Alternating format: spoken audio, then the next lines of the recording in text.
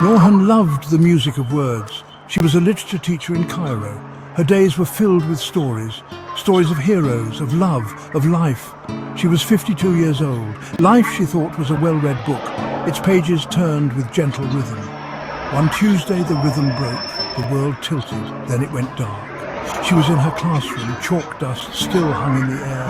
Her students' faces a moment before were bright, then a sharp pain in her chest, a gasp, a fall. Silence descended like a heavy curtain. Colleagues rushed to her side, their voices were distant sounds. An ambulance siren wailed closer. A new unwanted story had begun. The hospital was a blur of white walls, white coats, white lights.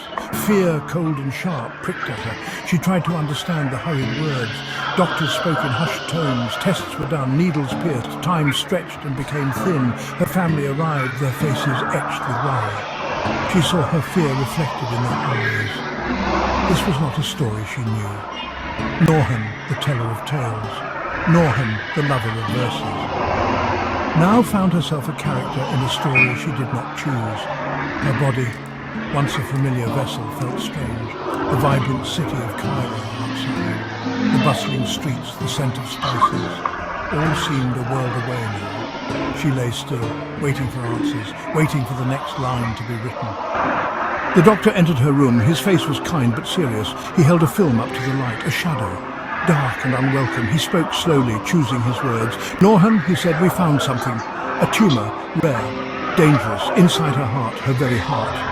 The words hung in the air, heavy, cold, real, her heart, the seat of her emotions, the rhythm of her life. Now it held a hidden enemy. A tumour. The word itself was ugly. She thought of her books, of characters facing their dragons. Was this her dragon to face? Tears welled, but she held them back.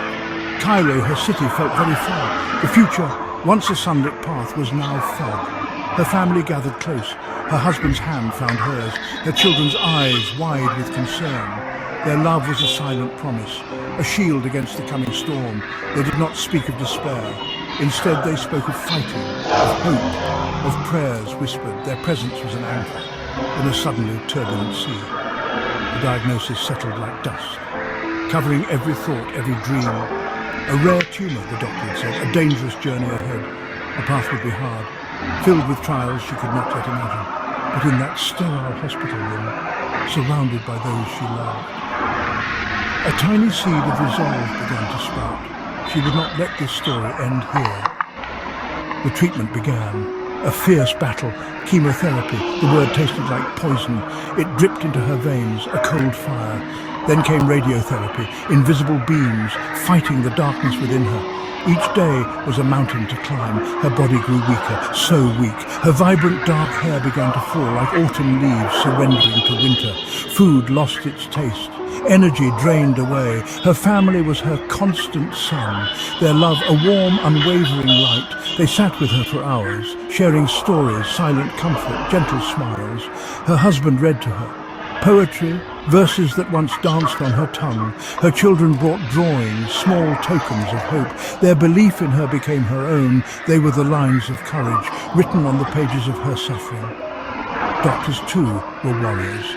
They fought with knowledge and skill, adjusting treatments, monitoring every sign. Their dedication was a quiet strength.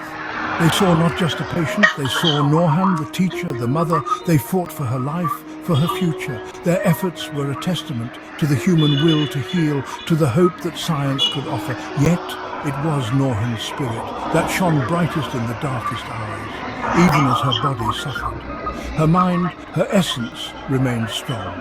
She found small moments of grace, a kind nurse's smile, a bird outside her window. She held on to these tiny lights. She was a student of life always, and this she knew was her hardest lesson, a lesson in courage and resilience in being. The harsh winter of treatment passed. Slowly, the frost began to thaw.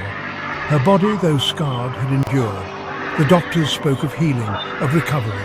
The shadow in her heart had receded. Hope, once a fragile whisper, began to sing a gentle song. One afternoon, leaning on her husband's arm, she took her first steps outside, into the hospital's blooming garden. The air was soft, sweetly scented. Colours exploded before her eyes. Roses, red and pink and yellow, green leaves, vibrant and new, sunlight dappled through the branches. It felt like walking into a painting of life renewed. Each breath she took felt precious, each step a victory. Her heart, once heavy with fear, felt lighter. In that garden, Norhan felt reborn, the pain, the fear, the struggle. They were part of her story now, but not the end of her story. She saw the flowers, pushing through the earth, reaching for the sun, resilient. She felt a kinship with them. Her own heart, she realized, was beginning to bloom again, filled with a quiet, powerful hope. Norhan's journey did not end with cancer. It was, in truth, a new beginning. Her heart, once a place of shadow, now blossomed with roses and greenery, a symbol of life's enduring strength. She would return to her classroom, to her stories, to her students, with a deeper understanding of every word, of courage, of love, of the precious gift that is each new unfolding day.